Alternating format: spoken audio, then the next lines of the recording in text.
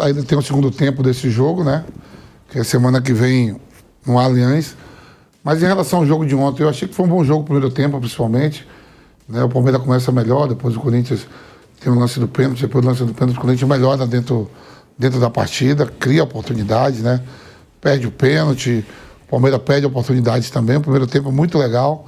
O segundo tempo, as equipes não voltam como jogado o primeiro tempo. O Palmeiras volta até um pouco melhor no segundo tempo. E aí, num lance de falta que o Palmeiras comeu mosca, os jogadores, o Garro, muito inteligente, achou o Mateuzinho, que ontem jogou bem, não só pelo cruzamento, fez uma partida tranquila, né? Ele, o Gustavo Henrique, o próprio Ranieri, e o Depay, que não tinha feito gol ainda em clássico, até o Maldo comentou ontem aqui no programa, quando a gente estava aqui ontem, no nosso programa de meio-dia, seria a grande chance dele de fazer alguma coisa diferente pelos custos que ele custa. E aí ele estava na área, fez o gol de cabeça, né? O primeiro gol dele em clássico. O Corinthians abre uma vantagem, quer queira ou não, é uma vantagem de voltar semana que vem, jogar pelo empate, ou até mesmo por uma derrota de um gol de diferença para poder levar a partida para os pênaltis. Não é fácil bater esse Palmeiras, né? O Palmeiras vem aí de uma sequência de 11 jogos, né, que não perdia, né? Fora de casa. E na temporada já são 3 pelo Paulista. Perdeu pro Cruzeiro em Minas.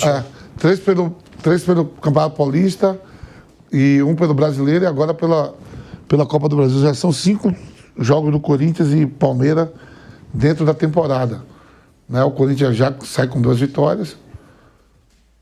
2 vitórias, 2 empates e uma derrota. Quer dizer, assim, um equilíbrio. Com tudo que o Corinthians vem passando nos bastidores, né? Mas nessa parte de campo, eu acho que o Dorival escalou bem ontem. Não tem nada melhor do que aqueles 11 que começou. Talvez, para mim, o Angeli, é um gosto meu, no lugar do Bidu. Mas o que tem de melhor é aquilo ali mesmo. O time que ele escalou com o meio-campo, com Ranieri, Carrijo e Martins, Garro, o Depay e o Adalberto que voltou. Né? A dupla de zaga tem que ser essa mesma. Foi o melhor Corinthians que teve jogando ali em Itaquera, abriu uma vantagem, sai todo mundo feliz. Teve o lance polêmico lá, traçado a linha do gol do Gustavo Gomes, foi ou não foi? A gente fazendo o jogo aqui até ontem, eu e o Pipeno. De primeira mão a gente viu assim, sem traçar a linha, estava impedido. O Lian, tudo. Mas é uma vitória que dá moral pro Corinthians, né, para o jogo de volta. Tem nada, alguma coisa definida? Não. Mas que dá uma moral para pensar em alguma coisa para frente, passar do Palmeiras e chegando em alguma coisa de Libertadores, porque pelo Campeonato Brasileiro a gente sabe que está longe. O Campeonato Brasileiro, de repente, para tentar ali uma 8ª, 9ª, 7º lugar, para brigar de novo pro pré-Libertadores, pro Sul-Americano, onde acabou de ser eliminado, não tem nem 2 meses. Eu vou ser direto ao ponto contigo. Mereceu ganhar? Jogou melhor que o Palmeiras? Ou não? Merecimento é bola na rede. Então, se o Corinthians teve a melhor chance, a melhor oportunidade fez, o time, quando bota a bola pra dentro e sai com a vitória, mereceu.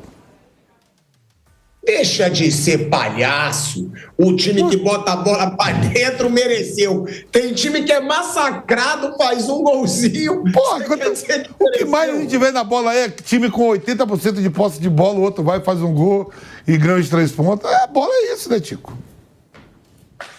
Mereceu, o Fábio Piperno, o Corinthians a vitória? Eu achei o jogo bem igual, tá? Eu achei um jogo legal ontem. Palmeiras teve ali algumas chances claríssimas. Pode ter tido um pouquinho mais de ataques perigosos o Palmeiras, mas eu achei muito igual. Eu não achei que não foi merecido, não. Achei que o Corinthians jogou bem e poderia o Palmeiras ter tido um resultado melhor? Poderia. Mas eu acho que foi merecido. Você achou, Piperno? Achei, se o jogo foi igual, aí um teve eficiência e competência para fazer um gol e o outro não, merecido. Então, eu vi aliás, tenho visto ainda, né, muita choradeira por parte do Palmeiras. Ontem mesmo, durante o Canelada, um importante conselheiro do Palmeiras, né, que já sonhou em ser presidente do clube, me mandou uma mensagem muito gentil, por sinal, tenho que reconhecer isso, reclamando, por exemplo, do lance do gol. E aí a gente começou a conversar, trocamos lá mais umas 2, 3 mensagens e tal. Eu fiz um questionamento ao trabalho do Abel, e ele concordou comigo.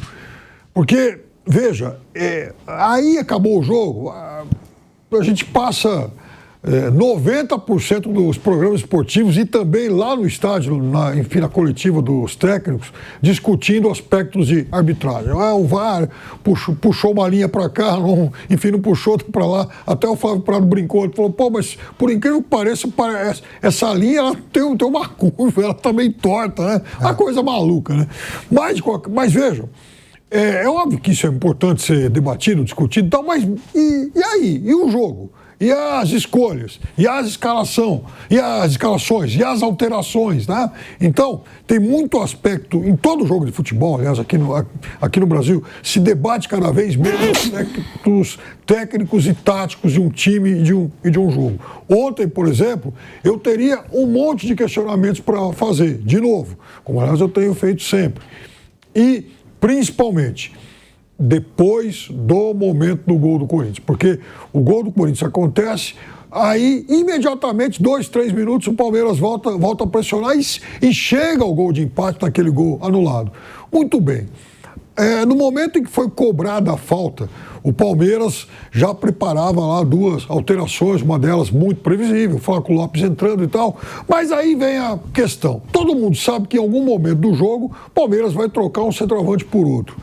Mas veja, no momento em que tem que sufocar o adversário, que tem que fazer gol, por que não se testar uma alternativa com os dois? O Palmeiras tem o Vitor Roque, que é um jogador que, aliás, estava bem ontem no jogo, e ele vem tecnicamente evoluindo, está ganhando confiança, e ele fez algumas boas jogadas no segundo tempo, no primeiro tempo nem tanto, mas no segundo tempo ele estava melhor, ganhando confiança no jogo, dando trabalho para a defesa, sofrendo várias faltas, e isso eu acho que é um outro ponto relevante da atuação dele.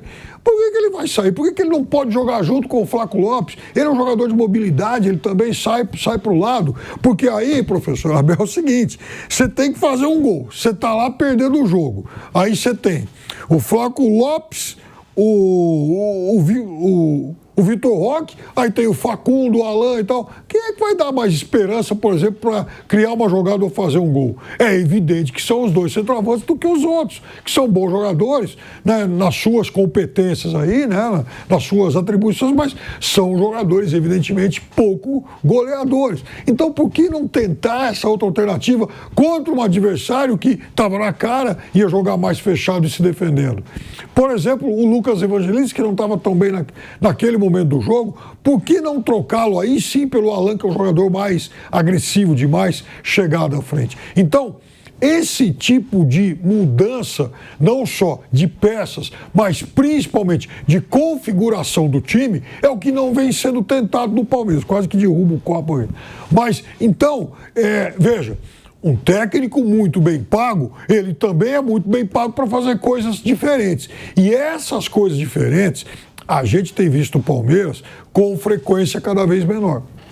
Mas o fato também é que o Piperno falou, o técnico do Palmeiras tem que encontrar outras soluções, é previsível, as trocas são sempre as mesmas. O Palmeiras joga esse mata-mata muito mais leve, muito mais à vontade, porque ele não tem só uma frente. Para o Corinthians é tudo que resta a Copa do Brasil. O Palmeiras não fez um grande jogo. Eu achei o jogo bem equilibrado. Se fosse empate, até acho que seria perfeitamente justo até. Aproveitou uma oportunidade. E outra coisa que eu acho que o técnico do Palmeiras, a comissão técnica, tem que pensar. Você tem 4 caras na área e o Memphis cabeceia sozinho. 4 jogadores ao redor. Pode pegar a imagem. 4 jogadores de verde, fora o goleiro, e ele cabeceia sozinho. Quando você toma um gol desse, meu irmão, você tem que pensar, cara, tem alguma coisa errada aí, né? O Garro foi inteligente, né, no passe rápido, né? Pegou a bola, bateu rápido. Batendo rapidamente pro Mateuzinho. Mas além do Mateuzinho ter liberdade para cruzar, o Memphis cabeceia sozinho, gente. Foi parecido com os gols que o Fluminense andava tomando aí até o jogo de ontem, que ontem não tomou gol assim, né? De cabeça. O cara entra sozinho para cabecear. E o Memphis foi lá e decidiu, né? Aliás, foi a grande partida do Memphis, jogo grande, né? Com rivalidade contra o grande rival, em que ele foi decisivo. Ele sofreu um pênalti, né? Que o Yuri perdeu e ele fez o gol. Ontem eu acho que ele fez aquilo que dele se espera. Enfim, né? Demorou, né? Quase um ano, né, o Memphis, para ser decisivo num jogo que a torcida dá mais importância, no caso, um jogo decisivo, porque é contra um grande rival. O Corinthians, o que ele tem de melhor é aquilo ali. O Palmeiras ainda dá para mudar. O Corinthians é isso aí, é o Depay com o Roberto e com o Garro. E para mudar, aí já fica meio difícil com um plantel tão caro. Sim. Olha o banco do Corinthians para que podia entrar. Se fosse assim, o Corinthians tivesse para botar para frente esse time. Romero. Só tinha o Romero. Não tinha outro. Não, então, sem querer ser espírito de porco aí mais cedo, claro, né? É o seguinte, de outubro para cá o Palmeiras perdeu para o Corinthians 3 vezes. Então, esse ano, por exemplo, o Corinthians não recebeu nenhum reforço. O Palmeiras gastou mais de meio bilhão. Como é que pode ser isso? Se o ano passado o Palmeiras já tinha um time melhor que o do Corinthians, e esse ano receberam mais esse monte de gente aí, como é que ainda continua encontrando esse tipo de, enfim, dificuldade? Então, vamos esquecer um pouco o juiz. É legal ir na coletiva, o juiz errou, porque o VAR... Tudo bem, o diagnóstico do VAR todo mundo já tem, é consensual. Sim. Não tem que perder tempo com isso. Vamos agora discutir os problemas reais. E é isso que eu estou, enfim, reclamando por mais de um ano. E ontem teve uma situação que me chamou a atenção. Houve uma parte inicial do jogo que o Palmeiras conseguiu ocupar o campo do Corinthians e ficou ali pressionando. Até o pênalti. Aí depois o jogo muda. E o Corinthians fica pressionando. O Palmeiras não conseguia sair jogando, não conseguia reter a bola. Isso, não consegue segurar a bola no ataque, não consegue ficar com a bola, não consegue... Assim, o Corinthians joga em casa. A quem interessa um jogo mais dinâmico, um jogo com a temperatura mais alta, mais acelerada? O time da casa está buscando gol. Então, o time visitante faz o que nessa hora? Fica com a bola, troca passe, segura, retém, toma uma falta, tudo. Esfria o jogo. O Palmeiras não consegue fazer isso, não. Isso é treinamento, gente. Sabe, sair jogando, sair da pressão. O Palmeiras não estava conseguindo, estava perdendo a bola, o Corinthians reiniciava o ataque de novo. E assim foi. Eu acho que ontem assim, a gente percebeu algumas dificuldades no jogo do Palmeiras que tem que melhorar isso aí. Mas essas questões não são discutidas nesse coletivo. E os 10 minutos finais, os 7, 8, 10 minutos finais com os acréscimos, o Corinthians já poderia ter feito o segundo, com os contra-ataques que teve. Sim. Uma bola que o Alberto podia ter passado por Depay, 2 contra 2, o Garro também, e não passou. Isso já no final do jogo. O Palmeiras aí se lança e deixa tudo aberto. Sim. Sendo que é um jogo em que você perder por 2-0, né? É uma continuação semana que vem. Eu queria escutar também, Kaique, o Dorival Júnior, né? O Dorival Júnior que se aliviou ontem. Ontem foi um dia de alívio para o Dorival Júnior, porque nos últimos 9 jogos o Corinthians só tinha vencido 1, tá? Do Ceará fora de casa. Ou seja, agora nos últimos 10 são 2 vitórias. Isso tira uma baita pressão. Tá? Tira uma grande pressão do Dorival Júnior essa vitória de ontem. Vamos ouvir aí o que disse o treinador do Corinthians. A melhora defensiva ela passa também por uma aplicação um pouco maior dos homens de frente. Quando isso acontece, quando você consegue marcar, quando você consegue pressionar o adversário, é natural que você comece a filtrar um pouco mais as jogadas para que o seu sistema sofra bem menos. Nós temos que encontrar esse equilíbrio, estamos buscando, ainda não é o ideal. O jogo de hoje foi um jogo muito disputado, um jogo parelho em todos os sentidos praticamente, desde posse de bola, oportunidade de gol, escanteios, trocas de passe. Em determinados momentos Corinthians prevaleceu, em outros momentos Palmeiras prevaleceu. Foi um jogo muito equilibrado. E eu imagino que tenhamos esse mesmo tipo de confronto na semana seguinte.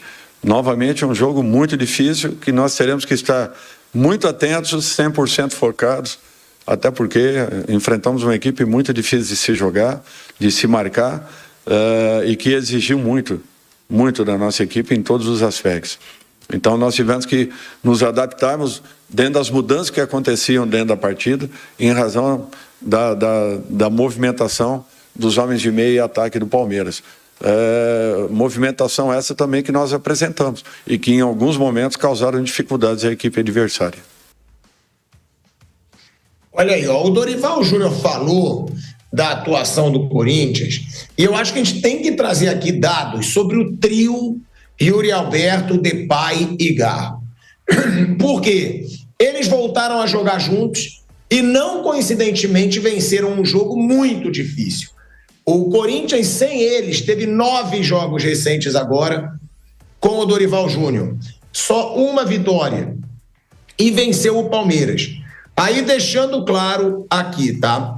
A última vez que os 3 estiveram em ação, começando uma partida juntos, havia sido na final do Campeonato Paulista, tá? Quando o Corinthians foi campeão em cima do Palmeiras, que o Garro até deu aquela declaração que aí ia precisar parar um pouco para se recuperar. De lá para cá, Garro, Depay e Yuri Alberto sofreram problemas físicos.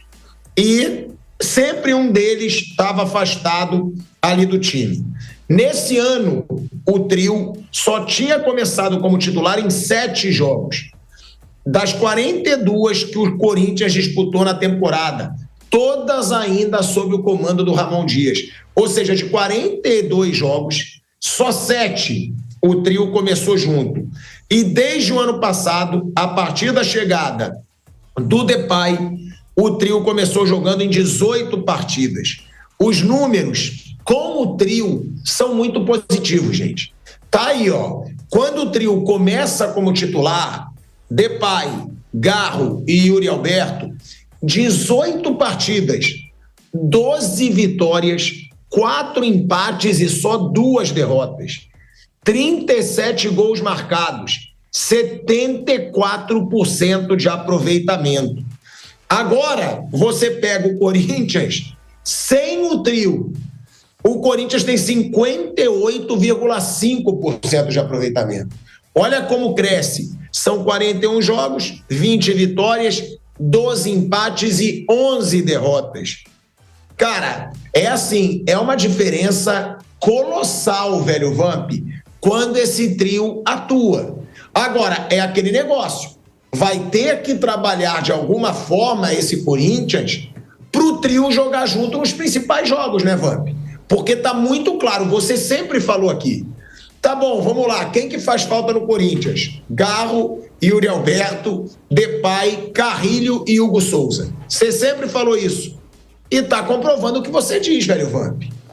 Ô, Tico, e a fita é o seguinte, ó, o Corinthians no domingo, ele tem, por sinal a gente vai fazer o jogo, tem o Fortaleza em casa, às 16 horas, pelo Campeonato Brasileiro. O Corinthians na tabela do Brasileiro tem 17 jogos, é que tem mais. Corinthians mais uns 3, que mais jogaram. Corinthians, Vitória, 17 pontos, né? Ou 17 jogos. O Corinthians tem... O Fortaleza está na zona de rebaixamento, né? Aí o Fortaleza tem 2 jogos a menos que o Corinthians. E aí você pega... O que é que o Corinthians vai fazer? Pô, vou segurar o Depay, o Garro e o Yuri Alberto para jogar o jogo de volta contra o Palmeiras? Eu não sei o que passa na cabeça do Dorival. Aí você fala em poupar. É que eu fico olhando. Terceira, quarta ou quinta folha. Vou botar entre as 5 folhas de pagamento do país. Aí o Dorival fala, por isso que esses números dão tão diferente. Vou sair contra o Fortaleza, meu ataque vai ser Thales Magno, Romero e Hector Hernandes, ou Guinegão. Por isso que os números deles 3, quando estão juntos, a qualidade do Garro, do Depay e do Yuri Alberto é notório. É diferente de você botar, né, o ataque com o Hector Hernandes, o Romero, o Thales Magno vindo. Faz muita diferença. O Guinegão, que está tendo a oportunidade agora, o menino que está surgindo da base. Então, por isso que os números do Corinthians melhoram quando os 3 atuam juntos. E tem que ficar muito esperto para o domingo, porque quando você tem jogos a mais, tem muitos jogos a mais, e pegar a tabela, quem está ali atrás com jogos a menos, cola no Corinthians. Cola no Corinthians. Se o Corinthians ficar 2 rodadas sem jogar, os times lá de baixo ganhar, o Corinthians fica ali, pertinho da zona de rebaixamento. Eu estava olhando na tabela aí, o Corinthians tem ali o Fortaleza que está na zona de rebaixamento. Um tropeço contra o Fortaleza e os demais ganha, fica tudo ali embaixo mesmo, colado. Você vê que o São Paulo sair dali, que ainda não saiu, teve que ganhar 3 jogos seguidos, empatar um. De 15 disputados, o São Paulo fez 10. Por isso que deu esse respiro para cima. Você viu o Mano Menezes falou, ó, tava olhando para a tabela embaixo. Agora eu tô olhando para cima. Mas ainda tem um jogo a menos. Então tem várias equipes, por causa do Mundial de Clubes, que tem bastante jogos a menos e equipes que estão ali embaixo. Equipes que estão ali embaixo vão pegar as equipes que estão lá em cima. E caso de vitória, cola. E quando você perde mesmo esses jogadores, fica um Corinthians totalmente desfigurado. Por isso que eu falei aqui na abertura do programa e ontem também. É o melhor Corinthians de escalação, no meu modo de ver. Foi o que saiu ontem. Para mim, um gosto a mais, um gosto a menos. Não é com o Gileri seja muito melhor que o Bidu, mas eu gosto mais do argentino do que do Bidu. É um Corinthians saindo na frente, né? Eu só queria fazer uma pergunta antes da gente falar desse Flamengo e Atlético Mineiro, Piperno. Palmeiras decepcionou ou não?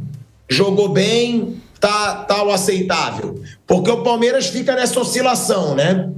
Ah, tá jogando bem, daqui a pouco cai um pouco. Ou não, dessa vez jogou bem, agradou.